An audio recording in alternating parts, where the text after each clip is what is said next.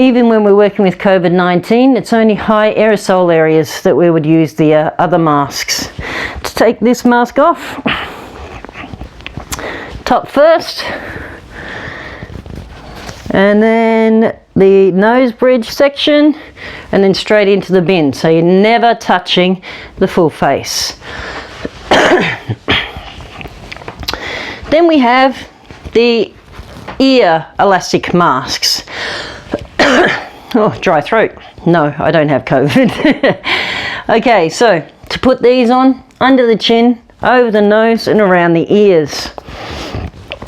So the trouble with this design mask, you've possibly seen loads of Facebook posts about nurses putting buttons on their caps so they can hook the elastic over, because the elastic, you can see it's actually pulling my ear down.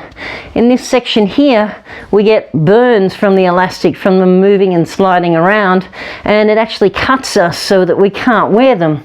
So I've even seen a 9-year-old boy, I think it was, with his 3D printer making strips up that can go around the back of the head, and then these can attach onto them, which is a good idea. And that's why I like the tie-up ones a bit better. A friend of mine, JJ, made me this for this purpose, so thanks JJ. So, cotton masks, what are they good for, and should you be wearing them?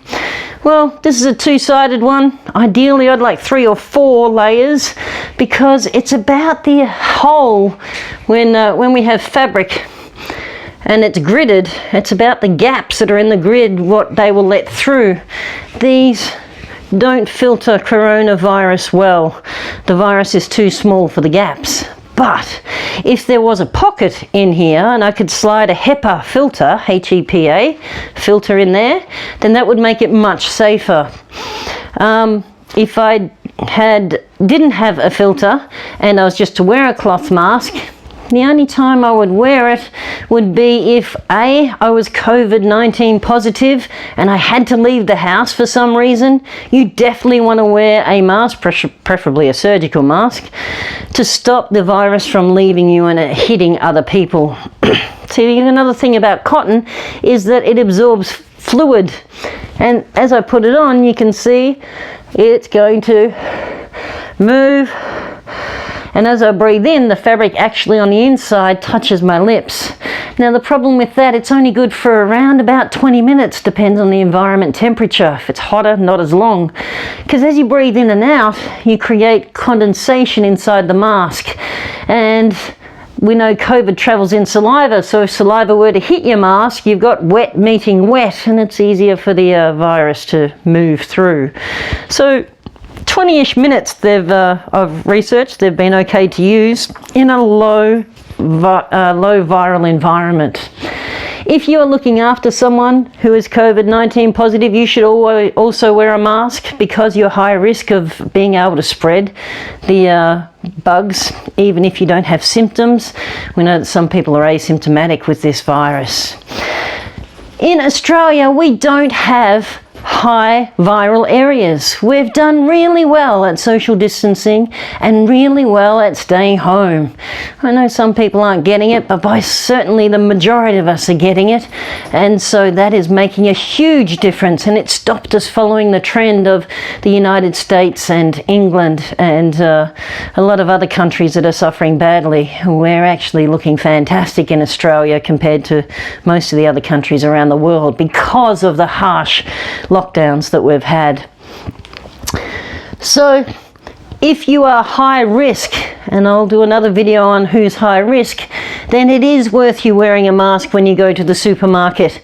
Ideally, you're not going to go to the supermarket because you're high risk. Someone will be able to do that for you. But if you have no choice, you have to pick up medications or as a reason you need to go out, then it is worth you wearing a mask to protect yourself and stop anything coming out of you, because you're not going to get close to anyone anyway. We are social distancing.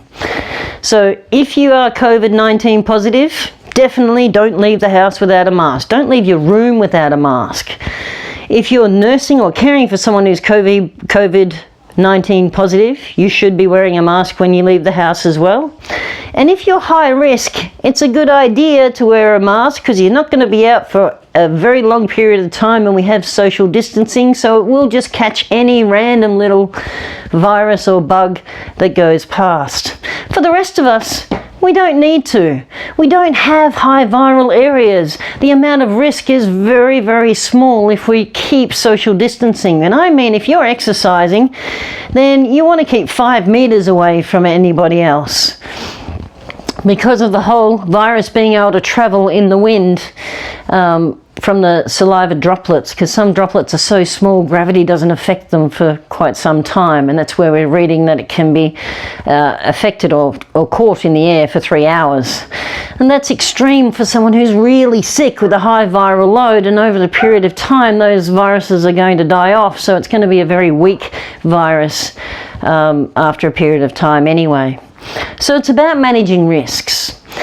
Those of us that are fit and healthy and no reason not to, keep up your hand washing and good old gel if you need to. Have a look at some of the videos that are around now about bringing your shopping home and getting rid of the outside packets in the garage if you're living with someone who's high risk. And remember, spread the love and not